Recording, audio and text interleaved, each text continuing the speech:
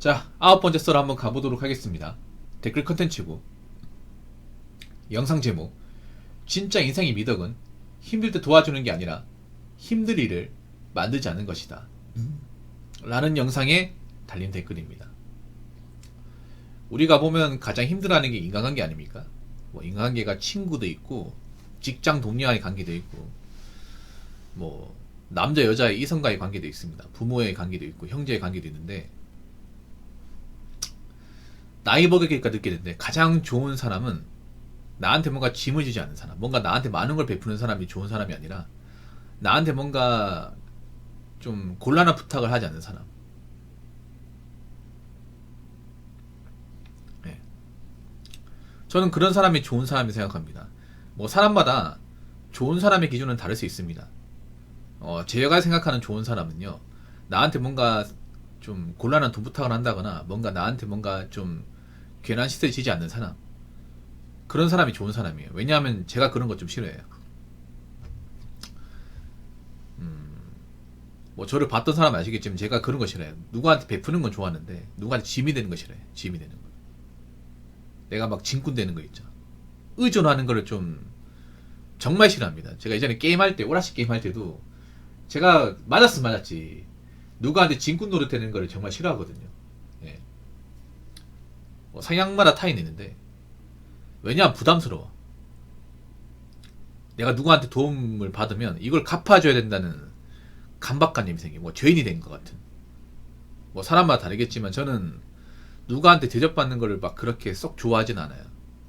받을 땐 좋을지 모르겠지만 막상 받고 나면 내가 이만큼 뭔가 뭐 받았기 때문에, 뭔가 얻어먹었기 때문에 나 무조건 뭔가 해줘야 된다. 거기에 상응하는. 세상에 공짜는 없기 때문에. 나이 먹고 느끼는 게 절대 공짜는 없어요. 이거는 어떤 인간관계도 마찬가지야. 네. 여러분 사회 같은 데 가보면 뭐 로비 같은 거 하잖아요. 뇌물 같은 거 먹이잖아. 그 왜 먹이겠어요? 이걸 받으면 받은 만큼 뭘 해줘야 되기 때문에, 사회에서.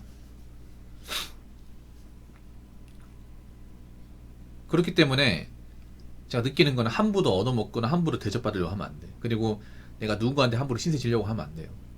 이건 남녀관계도 마찬가지입니다. 특히 여자분들한테 제가 얘기하고 싶은 게, 정말 남자를 사랑한다면 뭔가 대접받거나 뭔가 선물 받으려고 하지 마세요. 상대방한테 뭔가 힘든 게 있으면 부담을 안 지우는 게, 그게 진짜 사랑이라고 생각합니다. 근데 한국의 여자분들은 굉장히 뭔가 사랑이 좀, 모르겠어요. 그분들은 어떻게 생각할지 모르겠지만 굉장히 변질적이에요. 이게 우리나라에만 있는 사랑 방식이야. 뭐냐면 뭔가 여자분들 사랑받는 게 그런 거예요. 뭔가 남자한테 뭔가 좀 과분한 대접을 받는 거, 비싼 밥을 먹는 거, 어디 근사한 데 가가지고 하룻밤 묵는 거. 형님 인연은 건강에 큰 무리가 가지 않을까요? 유효자는 정말 이게 제일 큰 걱정입니다. 아이, 고맙습니다. 이거 끝나고 해드릴게요. 끝나고. 아니면 뭐 생일날 뭐 비싼 명품백을 선물 받는다거나. 근데 한번 생각해봐. 그게 남자한테 얼마나 부담이 될지는 생각해본 적 있습니까? 그러면 여자분들 물어볼게요. 만약 300만 원짜리 명품백을 선물 받았어. 그럼 300만 원짜리 남자 될 수 있는 뭐가 있습니까? 뭐 해줄 거예요 그러면? 여자들은 웃긴 게, 뭔가 비싼 걸 받으면 이걸 뭔가 보답해야 된다는 생각을 아예 안 가져요. 이게 오히려 여자들 병들게 만드는 생각하거든.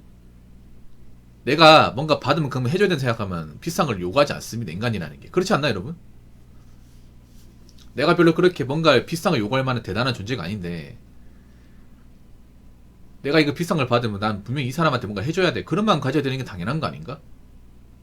제가 이상한 건가요 여러분? 근데 여자분들은 뭔가 자기들이 뭔가 해주는 게 없어도 내가 이만한 비싼 대접받고 뭔가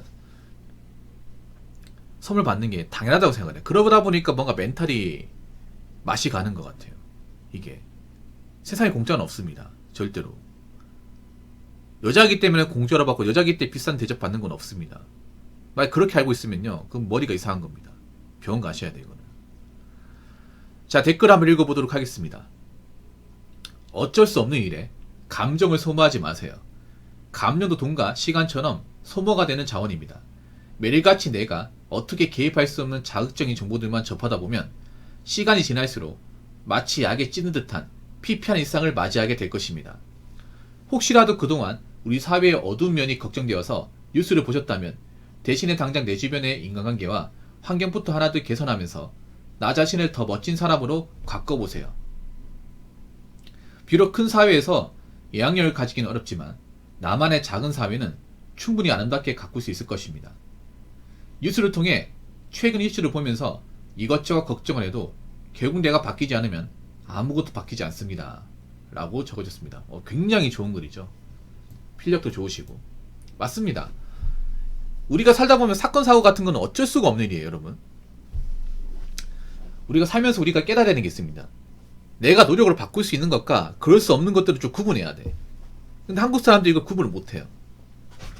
한국 사람들은 좀 제가 봤을 때는 한심하게 느껴지는 게 뭐냐면 내가 내 능력으로 내 노력으로 어떻게 한다고 하더라도 도저히 바꿀 수 없는 것들을 굉장히 일회일비하는 경우가 많습니다. 감정적으로. 여러분들 뭐 스마트폰으로 출근할 때 인터넷 기사 같은 거 보잖아요. 보는데 왜 거기에 감정을 투여합니까? 물론 안타까운 뉴스나 열받는 것들이 있는데 내가 그걸 본다고 해서 그런 사건이 안 일어나겠습니까? 내가 그런 뭔가 가슴 아픈 사건을 보면서 안 일어날까? 예를 들어서 극단적인 선택을 한 그런 사건들 보면 극단적인 사건이 안 일어날까요? 내가 막을 수 있을까? 아니면 뇌물 사건이 벌어지면 내가 그런 사건 못 나오게 막을 수 있을까요? 예를 들어서 뭐 스포츠 같은 거 승부조작 사건 발생하면 내가 못 나오게 어떻게 예방할 수 있을까요? 못합니다. 아무것도 못합니다. 안타깝지만. 물론 이렇게 얘기하면 기분 나쁜 사람도 있을 거예요. 아, 붕어형. 사회에 돌아가는 거 관심 가져야 되는 거 아닙니까? 붕어형은 한국 사람 아니에요? 한국 사람이 한국에 돌아가는 거 모르면 바보 아닙니까? 뭐 그 말도 틀린 말은 아닌데 요즘 사람들 보면 그래. 뭔가 내가 내 환경적으로 뭔가 벌어진 게 아닌데 거기에 굉장히 감정 투여를 많이 해요. 생각해봐 여러분. 요즘에 그런 안 좋은 사건도 많잖아. 그럼 과거에는 없었을까? 과거에는 더 많았어요. 더 많았습니다. 오히려 지금이 적은 겁니다. 여러분 아셔야 되는 게 오히려 강력 사건 예전에 비해서는 적어졌습니다. 예전에 비해서 많이 적어졌는데 왜 사람들이 이게 많아졌는지 생각하냐면 요즘엔 다 알려지거든요. 요즘에는 그런 사건 사고들이 기사화되어서 다 알려진단 말이야. 그러다 보니까 너무 눈에 자주 띄는 것 뿐이에요. 원래 그런 사건 옛날부터 많았습니다. 요즘 들어서 많은 게 아닙니다. 근데 한국 사람 착각을 하죠. 요즘 이런 기사들이 많이 나오니까 한국 위험해졌다 이렇게 얘기하는데 사실 위험한 건 아니야. 한국은 안전한 국가입니다. 누가 보더라도. 근데 뭔가 안 좋은 내용들이 마구잡이 많이 퍼지다 보니까 공유하다 보니까 이게 뭔가 눈에 많이 띄어서 그런 것 같아. 그리고 한 가지 더 말씀드리면 감정 소모해봤자 좋은 건 하나도 없어 이게. 사실 지금 굉장히 안전합니다 대한민국. 왜 생각해보세요. 지금 CCTV 안 달리는 곳이 없어. 웬만하면 다 잡힙니다. 지금 완전 범죄 같은 못합니다. 옛날에 완전 범죄가 좀 있었습니다. 근데 지금 완전 범죄가 안 됩니다. 웬만큼 범죄 저질러도 일주일 안에면 다 잡힙니다. 정말 철두철미하게 준비해도 강력 사건이면 일주일 안에 다 잡혀요. 옛날처럼 막 몇 달 걸리고 하지 않습니다. 왜냐 지금은 스마트폰도 잘 보급이 돼가지고 뭐 범죄자가 도망간다고 하면 금방금방 정보가 있잖아요. 제보가 바로 들어오고 그리고 CCTV도 달려있기 때문에 동선 파악하기 쉬워요. 그래서 뭐 누가 탈출을 해도 금방 잡습니다. 그렇기 때문에 오히려 범죄를 저지르는 건 어려운 나라예요. 대한민국이. 범죄를 저질러서 안 잡히기는 어려운 나라. 물론 옛날에는 그런 미제 사건들이 많았지만 지금 그런 사건들이 잘 안 일어나요. 자, 다시 본론으로 돌아와가지고 대부분 우리가 세상을 이제 살면서 뭔가 보게 되는 것들은 우리 능력은 어떻게 할 수 없는 것들이에요.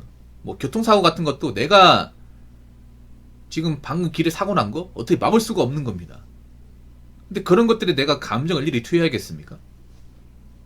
예를 들어 연예인 사건 사고도 우리가 어떻게 할 수 없는 거야. 그러면 상식적으로 생각해 봅시다. 우리가 우리 환경에서 어떻게 할 수 있는 것들에 노력을 기울이되지 우리가 어떻게 바꿀 수가 없는 것들에 감정 투여해서 되겠냐고요. 예를 들어 그런 거지.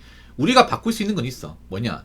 내가 운동을 하는 거, 내가 맛있는 음식을 먹는 거, 내가 책을 읽는 거, 살을 빼는 그런 것들은 내가 능력이 있다면 노력만 한다면 가능한 것들이에요. 그리고 내가 노력해서 나오는 것들은 반드시 결과로 나와. 그럼 어느 것들에 내가 관심을 기울여야 될까?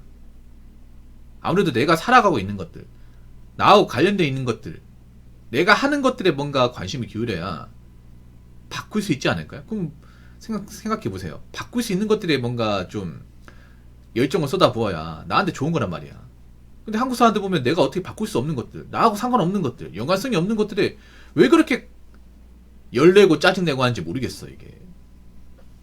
물론 그 스마트폰으로 매일같이 접하다 보니까 자연스럽게 뭔가 전염되는 것처럼 보이는데, 자꾸 이렇게 어두운 면을 많이 보면 여러분들 멘탈도 어두워져요. 지금 봐봐, 사람들 보면 맨날 좋은 얘기 안 하잖아. 물론 저도 좋은 얘기 안 하긴 합니다만 가끔 따끔한 얘기는 하잖아요. 내가 보면 요즘 사람들 보면 어떤 느낌이냐면 자기 인생 얘기하는 게 아니라 남의 인생 얘기를 해. 남의 인생. 내 인생 살고 있잖아요. 남의 인생 사는 게 아니잖아.